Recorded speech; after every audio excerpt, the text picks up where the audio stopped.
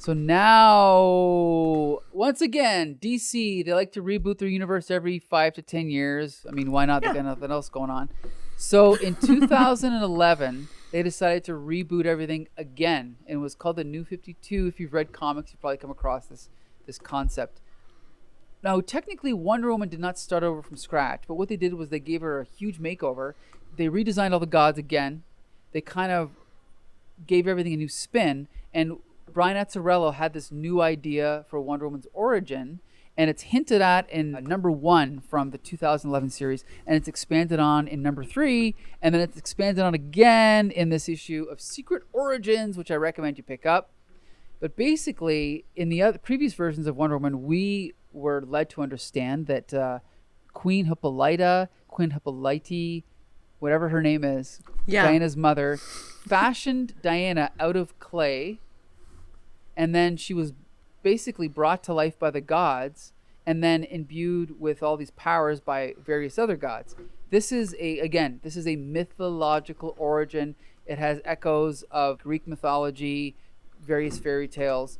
Now what we find out in this new origin is that was all a lie. So do you want to explain to everyone what supposedly Wonder Woman's origin actually is? Yeah, so if we're following along with the books, Hermes is telling another character about this shaped out of clay mythology. But Strife comes in and kind of ruins the party.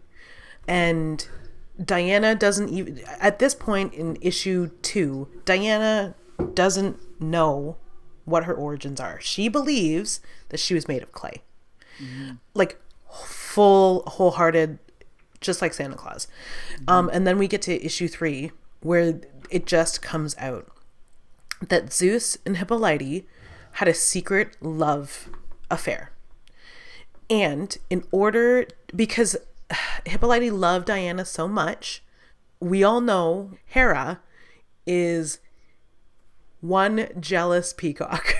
And she knew that if Hera found out that Zeus had fathered a child with another woman that wasn't her, that Hera would kill that child.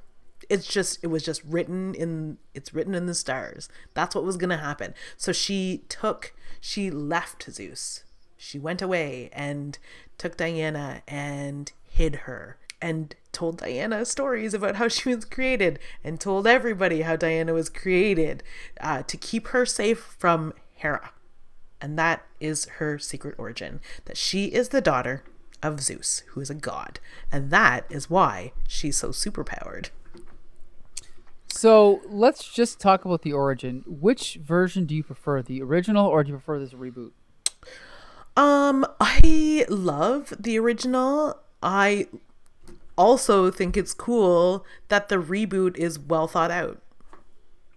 Like, I love the quote love story of Hera and Zeus, because it's not a love story. Mm-hmm. It's a tale of like domestic abuse. It's like Greek mythology fan fiction meets Wonder Woman. Mm-hmm. I love it.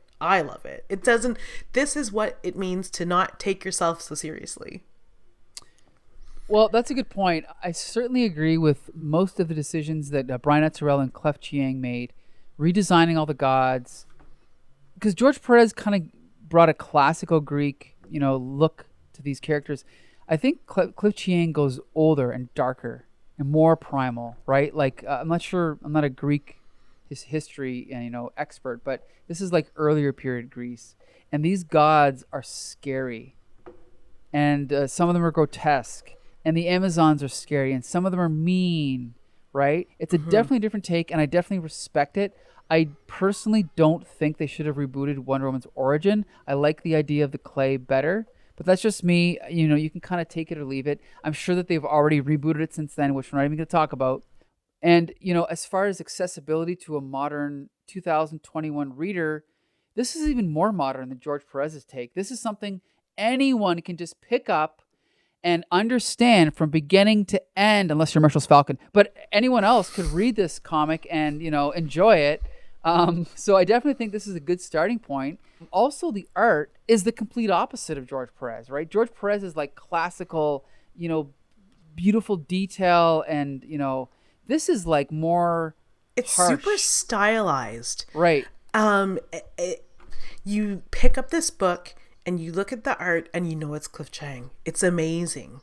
It's really well done. And the thing is like, George Pérez, I love George Pérez, but George Pérez is almost a step too close to Alex Ross, where you go, oh, he's trying to make it look really serious and really realistic and really detailed. But then you look at Cliff Chiang and you go, no, this is a comic book. This is what it should be. He's telling the story visually. There's minimalist dialogue, minimalist narration, and it's just beautiful art, clear art, and the colors are so beautiful. This is a comic book. What do you think? Yeah, like if you were to on a scale of stuffiness, the George Pérez, no, I guess technicality, like art technique, like George Pérez's artwork is very close to intaglio. The images are very precise and they look like intaglio prints. But Cliff Chiang is closer to contemporary art, which is which owns its narrative and its creation, and it feels and it emotes. And this art to me is more alive, while both are technically stellar, but Cliff Chiang's art, I feel it. I don't feel anything. I don't feel emotions. When I look at George Pérez's art, I feel impressed, but I don't feel like a flurry. What you just said is usually how I describe practical special effects versus CGI. CGI, I can admire it, but practical effects, I feel it. And that's the difference. I think you're 100% right. I think with Cliff Chiang's art, you look at it and you all you think about is the story and the emotions and the impressions that it gives you, like classic comic book art did. Whereas George Pérez, which he's one of my favorite artists, but his art tends to be, again, more like he's trying to impress you with how detailed it is and how beautiful it is, which it is, but it's not as primal, it's not as emotional. Correct. Absolutely. And so the thing is, there are other versions of Wonder Woman. There's some great writers we haven't talked about. We haven't mentioned Mindy Newell, the first woman to ever write Wonder Woman, officially at least. We haven't mentioned Greg Rucka, who had a great run on Wonder Woman, William Messner-Loebs, Jodi Picoult, Gail Simone. We haven't mentioned our favorite writer, Grant Morrison, and one of our favorite artists, Yannick Paquette, who did Wonder Woman Earth 1, books 1, 2. Book 3 is coming out in March. That's one of our favorite Wonder Woman comics, one of our favorite comics of all time, and we've reviewed that twice now. And even the current author, we haven't touched on G. Willow Wilson's run, starting with like number 58. But it's not to say that there aren't good books. That's the thing about the nature of this medium, is that there's always going to be, every couple of years, the writer's going to change over. So they've all got their own little take. And so you kind of have to dig a little bit deep, watch our show, watch other online review shows to find out kind of where to start. But we're definitely saying, if you want to get into the primal, source of Wonder Woman, definitely go back to the beginning in the Golden Age. The Silver Age, the 60s, is a little bit funky. You might enjoy it, you might not. 1980s is, again, very serious, right? It takes itself very seriously. The art's beautiful, not as fun. And then the New 52 reboot is fun, but might offend purists. So maybe depends what you're looking for. So there you go.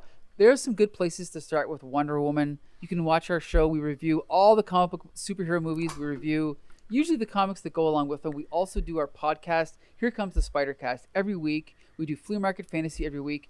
We also do our Nerdy Book Club once a month, and our Windsor Public Library Graphic Novel Club once a month. So be sure to follow us on YouTube, on Twitter, on Facebook, on the Comic Book Syndicate website. Send us questions at mail@comicbooksyndicate.com.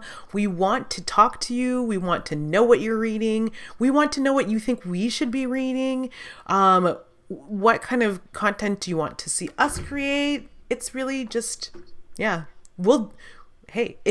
knows? We might. There you go. So thanks again for joining us, and we'll see you again soon.